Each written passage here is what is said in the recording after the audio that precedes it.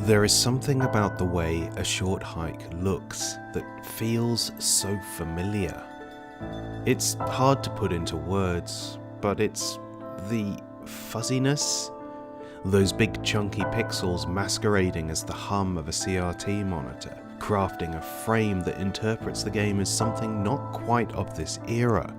There is something about the way a short hike feels that leaves me in this bizarre perpetual state of déjà vu. It's a game that came out last year, one I only played a few weeks ago, and yet I feel like I've been here before. That calming shore lapped by the gentlest of waves, those bright forests that hide all manner of secrets, the long, frosty climb to the summit. It all feels like a part of my childhood, one I couldn't possibly have been a party to. It's a rare art to be able to tap into an audience's memories that don't really exist, to pull from our subconscious a sense of familiarity and comfort that elevates something that already excels. A Short Hike is a game that achieves so much with so little.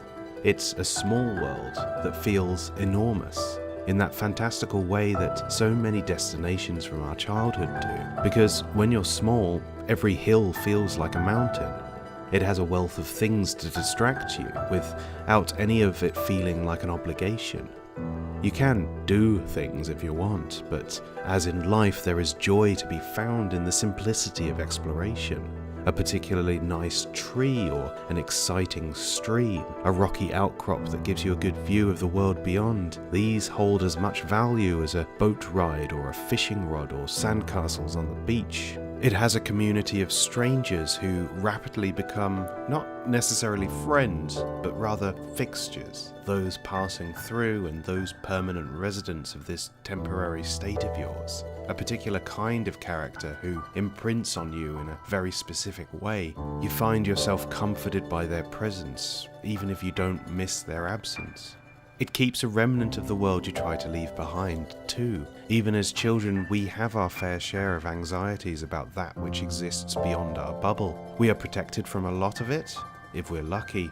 But once again, there is something so familiar about the driving motivation of your journey here, to find a place to make a phone call. I've definitely done that before.